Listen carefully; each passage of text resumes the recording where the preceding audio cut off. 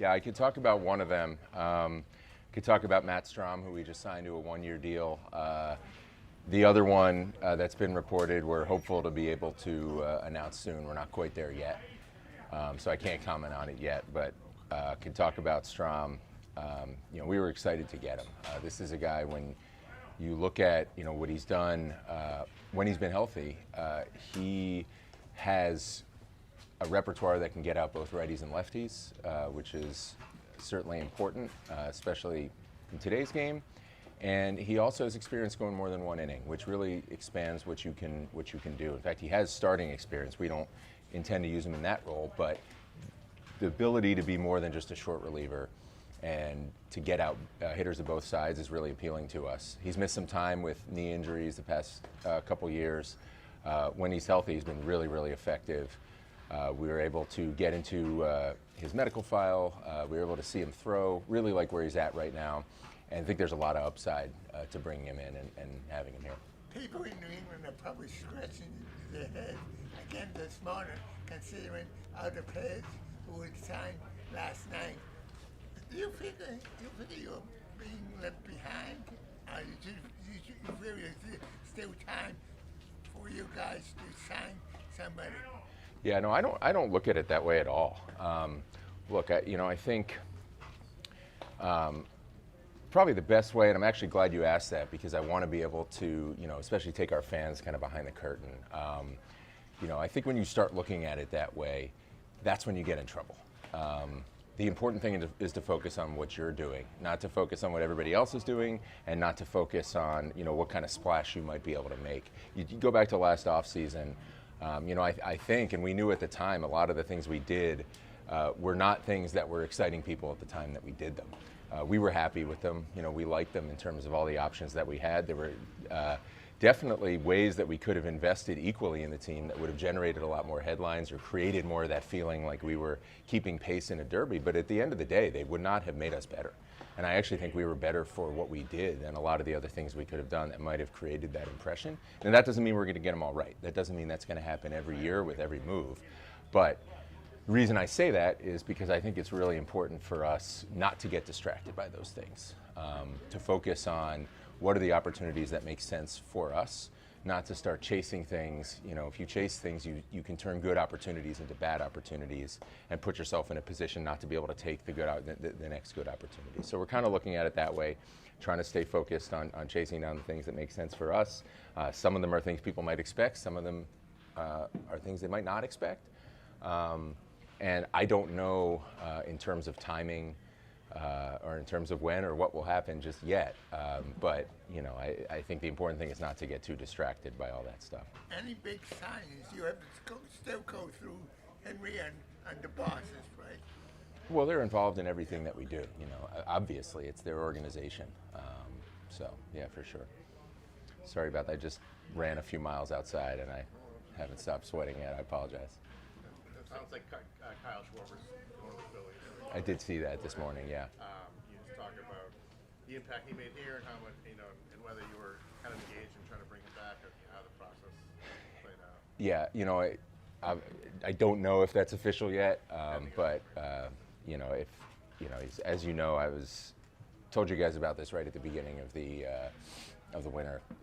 I don't need to tell you guys what he did here, what he meant here, how he fit here. We stayed in touch with him the whole way. Just ultimately, like I said, you want to make sure it actually aligns in terms of term, in terms of price, with other things that you might be able to do, not just now, but over the course of that whole, the whole time you might have him. And ultimately, just thought it was to a level that didn't make sense. As much as we love him, and we do. I mean, he is, in such a short time, he became an incredible part of this team, very beloved in the region, and he's a great fit for Philly. And Suzuki's also off the board, and I don't like getting into specific guys, but was that a guy that you were also in touch with all the way? Yeah, I mean, look, I think generally the answer on these is, with any of these guys, is going to be, yes, we're trying to be in touch with everybody. It's a question of, like I said, you assess the player, the fit, the terms, and is the guy the right fit, on the right terms? And obviously time will tell how it all plays out, and that's our job is to be right a lot more often than we're wrong. But like I said, the last time I talked to you guys, really, really talented player, and I'm sure he'll do well there. I read somewhere that someone suggested that you might be interested. Sorry, in should have waited. Freeman. Is that What's that? realistic? Yeah, I'm not going to talk about specific guys, but like I said, I think it's fair to assume that if there is talent out there, that we're gonna have interest in that talent. I guess like first base doesn't seem like a natural fit because of Kristen coming up. Is that too close-minded a way of thinking of? Yeah, like I said, I don't want to get into specific players who are available out there, but suffice it to say, those are things we have to consider. Do you have any sense of, as this truncated offseason moves along, that the guys at the top of the market might be willing to accept shorter-term deals to go back in next year when they have the need? We'll see. That's one of the things we got to think about. Is that something that would appeal to you, a shorter term, like say that 1 year, Adrian Beltre kind of deal? Totally depends on the context. We're also in this to build for the long haul, and for the right player, we'd want them here for a longer period of time as well. One other thing I do want to tell you guys, which is part of the reason I came out here, is news about Chris Sale. You guys are going to get to talk to him soon. Chris has a stress fracture in his right rib cage, so he is not throwing right now, and he's not going to be ready for the start of the season because of that. What sort of timetable are you looking at? Don't have a timetable right now. This happened actually. Probably a lot of you guys saw the live VP that he was streaming on Instagram. That's from what obviously we were not in touch with him at that time. From talking to him, that's when this happened. That's actually the last time that he threw, and we found out about it when we were able to get back in touch with him, and he's not throwing basically at this point. So we're talking weeks, not days, before we can get a baseball back in his hand. Just obviously everything that he does is rotational, and that's what this causes problems with. He's doing a lot better now than when he first came in, but we don't know. We just know he's not going to be ready for the start of the season. If we're talking weeks before he can start throwing again, we need to build him up. As you saw, he was already pretty well along before we. Before this happened, so the build-up shouldn't be too long when we're able to get him back, but we don't know when that will be. Was he already getting medical treatment at that point, or was it only diagnosed when he came here? He had looked into it prior to coming to us, but obviously once we got back in touch with him, we wanted to get our arms around it and really figure out what we were dealing with here. In terms of what that does, does that put you in a different position in terms of looking to add rotation depth? We're always, we talked about it a couple days ago, at which time we knew that we were dealing with something. We didn't have enough information to really want to talk about it yet. So it's always something that we're going to look for. Look, the nice thing about this is that this is really just a question of time. This is not something that, everything else he was doing great. So we have to respect, it's a bone that needs to heal. We have to respect the time that takes, and we're fortunate to be in a better position with respect to internal depth than we've been in the past. But it's always something that we're looking to supplement. That's actually why we went out and got some of the guys we did before the lockout, because we wanted to have different options. We wanted to have more guys in spots, so to speak.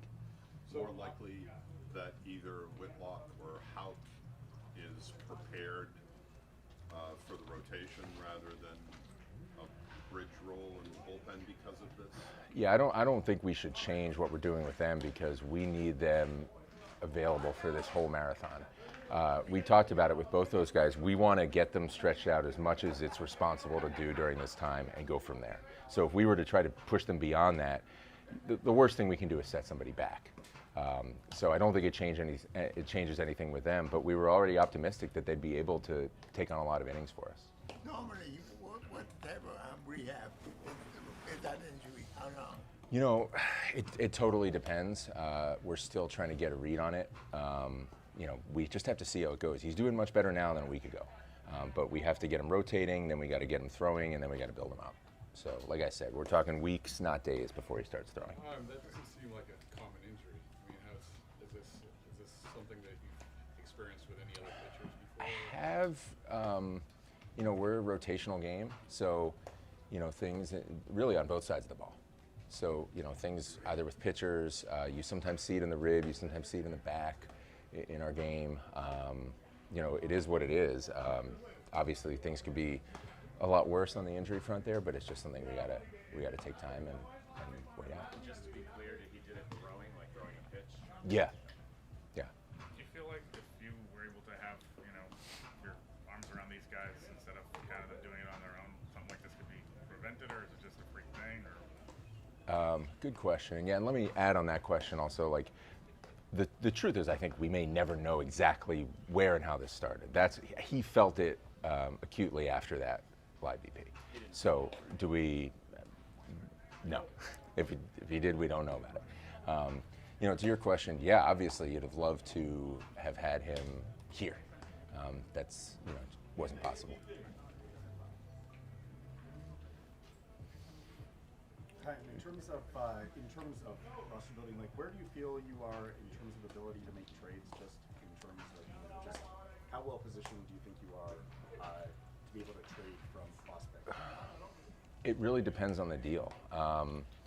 We talked about this the other day. I don't think, if you're saying are we at the point where we are so overflowing with prospect depth that we can just throw it around left and right without any regard to what that means, no, I don't think we're there. But at the same time, if a deal makes sense for us, if we like the value we're getting and what we're giving up, we're in a better position to be able to do that. But we are not, I talked about it the other day, the most important thing we can do if we want to be great every year is to have a pipeline of championship caliber talent that is always coming. That allows you to do anything that you want to do in this game.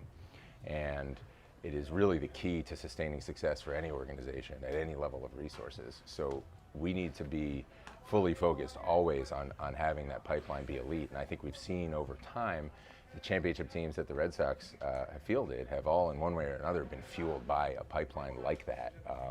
This organization has been at its best when that pipeline has been really, really robust. So we're constantly focused on that. That doesn't mean that you can't make trades out of it wherever you are at. But we need to be,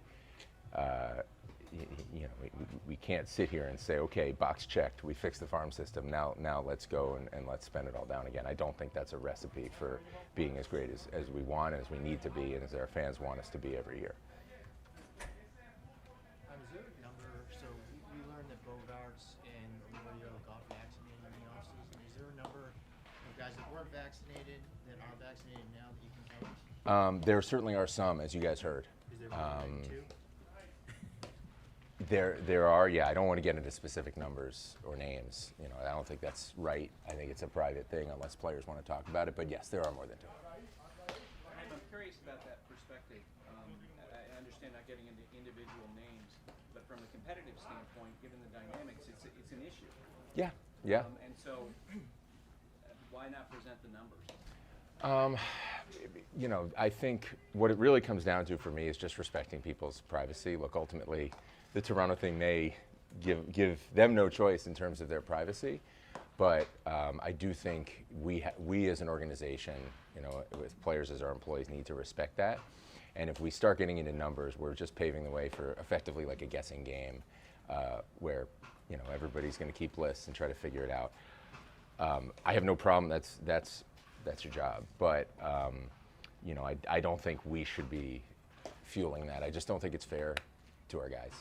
How much of a competitive how important do you think that is in terms of putting a team up in Toronto to compete? Yeah, look, you'd like to have all your players available at all times. There's no reasons for somebody to be kept off the field that isn't going to affect us in some way.